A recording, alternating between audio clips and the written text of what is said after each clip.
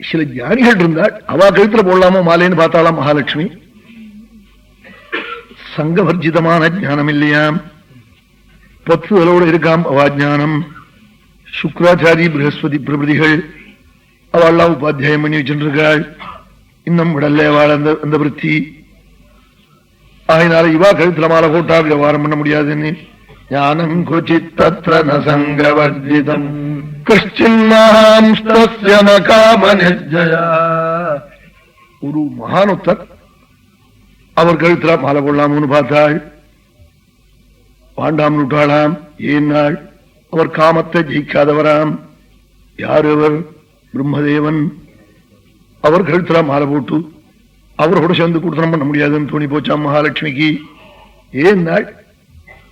ரொம்ப காமியா இருந்தாலும் ஸ்திரீகளுக்கு பிடிக்காது. ஆனா இது அஷடு எண்ணெய் தேய்ச்சிக்கிற போதும் கருணா இருக்கிற போதும் சாதம் அடிக்கிற போதும் பல்ல காட்டித்ததுன்னா பைத்தியம். அஷடுன்னா எல்லாம் பண்ணுமல்லி அப்படிலாம் கருணா இருக்கிற போது போய் நக்கம். இந்த கண்ணு வந்திருக்கல எங்க உன்னை கண்டு வந்திருந்து முடியுமா இப்படி நீ வந்தாங்க? அதனால அதோட கொடுத்தனம் பண்ண முடியாது, வேண்டாம் விட்டாளாம்.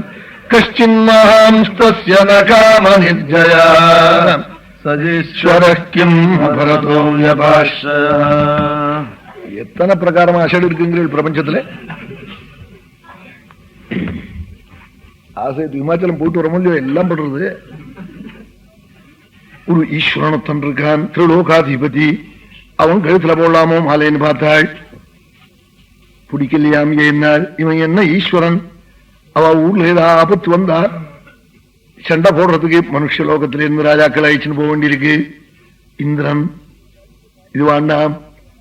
தனக்கு ஒரு காரியத்தை சாதிச்சுக்க முடியாதவன் ஒரு ஆளா அவங்க எழுத்துல மாலையை போடப்படாது. சஈஸ்வரம்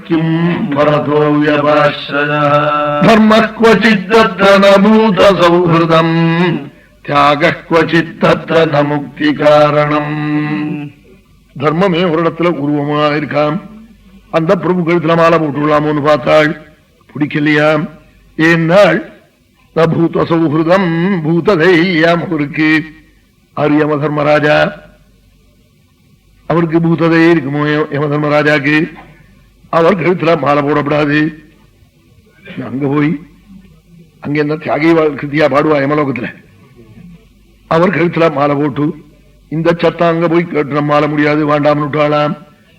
சில தியாகிகள் இருந்தாளாம், அவ கழுத்துல மாலை போடலாமோன்னு பார்த்தாளாம். பிடிக்கலையாம். ஏன்னாள்? தியாக முக்தி காரணம். அந்த தியாகமானது மோட்சத்துக்காக பண்ணின தியாகம் இல்லையாம். பின்ன என்ன? பேப்பர்ல வரணும்னு பண்ண தியாகமாம்.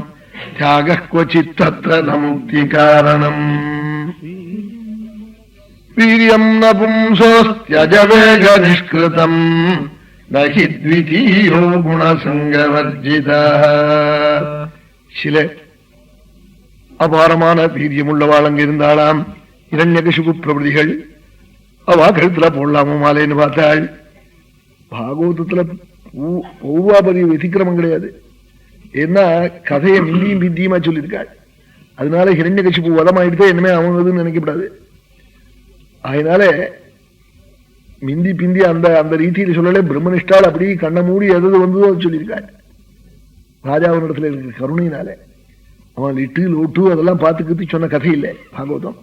அப்படியே அனுபவத்தை எடுத்து சொல்லி அப்படி வாரி விட்ட சரித்திரம். சில சில ரூல், சிவில் ரூல் வேற, மிலிட்டரி ரூல் வேற. இந்த மைக்கு என்னதுன்னா சிவில் ரூல்ல இனிமே நான் கோர்ட்ல கொண்டு போய் இதெல்லாம் பண்ணி வைக்கல வச்சு இது பண்ணி என்னதுன்னு பண்ணிக்கணும். மிலிட்டரி ரூல் எப்படின்னா பொட்டுன்னு வந்து என்னையும் தூக்கின்னு போடலாம் வாருக்கு வாரும்னு. அவன் ஏன் கொண்டு போனேன்னு கேட்க முடியாது. வெறும் ஜீப்ல எனக்கு தெரியாதுன்னா தெரியாமனா வேண்டாம் இங்க இருக்காதேம்மன். ஆறு டயத்துல பாகவதம் ராமாயணம் சொல்லிட்டு இருந்தோம். நம்ம ஊர்ல ஜப்பான்ல பிறந்தா சொல்லிட்டு இருக்க முடியுமோ? குண்டு பண்ணிட்டு இருக்கணும், மருந்து பண்ணிட்டு இருக்கணும், வெடி மருந்து. இது புண்ணிய பூமி. அப்பவும் சுவாமியை பயிச்சுட்டு இருந்தோம். அவன் ரேஷன்லயும் ஏதாவது பகவத் ஆராதனை குறைஞ்சதா, ஆராத்தியா ரேஷனுக்கா ஸ்ராத்தம் இருந்ததா, கல்யாணத்துல சாப்பாடு போறது குறைஞ்சதா? குறையில. பாக்கி ஊரெல்லாம் பறந்து போச்சு. நாஸ்திக தேசங்கள்லாம். புண்ணிய தேசம் நல்லா இருந்தது நம்ம தேசம். இப்படி எல்லா தேசமும் நல்லா இருந்ததுக்கு நம்ம ஊர்ல பண்ண புண்ணியத்தினாலே இப்ப நம்ம ஊருக்கே போற குறையா இருக்கு புண்ணியம். அப்படி கஷ்டத்துல வந்திருக்கு. அப்படி வரப்படாதுன்னு சொல்றாள் பெரியவாள்லாம். அதுக்காகத்தான் பாடுபடுறாள். சில வீரியவான்கள் இருக்காளாம், அவ கழுத்துல மாலை போடலாமோன்னு பார்த்தாள். இது கால வேகத்தினாலே நசிக்கக்கூடிய வீரியம், அவன் கழுத்துல மாலை போட்டு பிரயோஜனம் இல்லைன்னு விட்டுட்டாளாம். இன்னும் சில மகான்கள் இருந்தாளாம் சனகாதிகள், அவ கழுத்துல மாலை போடலாமோன்னு பார்த்தாளாம். அவர் விஷய பற்றுதல் இல்லாதவராம், ஸ்திரீ புமான்னா என்னன்னே தெரியாதாம். அவரை கல்யாணம் பண்ணிண்டா 5-6 வயசு மதிப்பு சனகாதிகள் இடுப்புல தூக்கின்னு போயிட்டுக்கலாம் ஊரூரா. இது என்ன பிரயோஜனம்னு விட்டுட்டாளாம். கொச்சிச்சிராயு நகிஷீல மங்களம்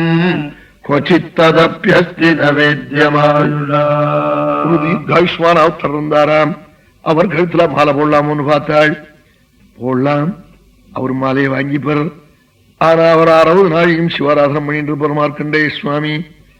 பில்வா ஆஞ்சு குடிச்சு சந்தனத்தனா பச்சை கற்பூரம் பூச்சி அரைச்சு கொடுக்கலாம் சிவ பூஜைக்கு.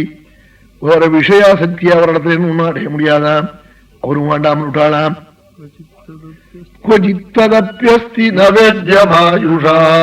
பத்னிய பிரியமா வச்சு பனோத்தன், அவனுக்கு ஆயுஸ் எவ்வளவுன்னு தெரியலையாம். கார்த்தவீரிய அர்ஜுன பிரபதிகள் அவன் கழுத்துல மாலை போட்டு என்ன பண்றதுன்னு விட்டாளாம்.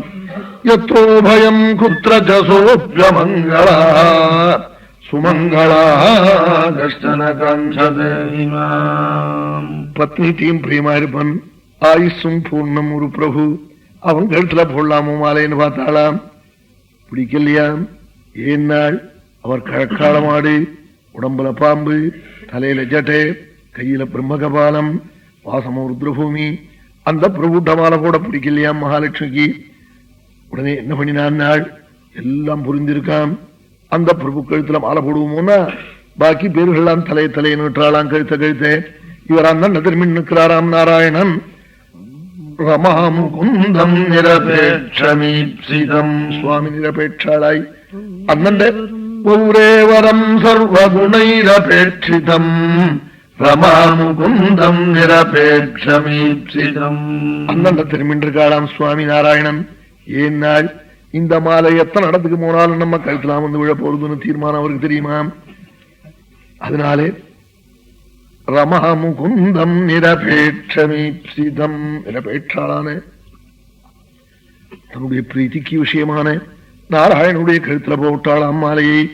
உடனே தேவதைகள் எல்லாம் சங்கவாத்தியம், துந்துபிவாத்தியம், பேரிவாத்தியங்களை வாசிச்சு புஷ்பவருஷத்தை வருஷிக்க, கந்தர்வகானம், அப்சரசுகள் நர்த்தனம், இப்படி மகாலட்சுமி விவாகம் நடந்ததாம். நாராயணன் விவாகம் பண்ணிட்டாளாம். இந்த சரித்திரம் சொன்னாள். உடனே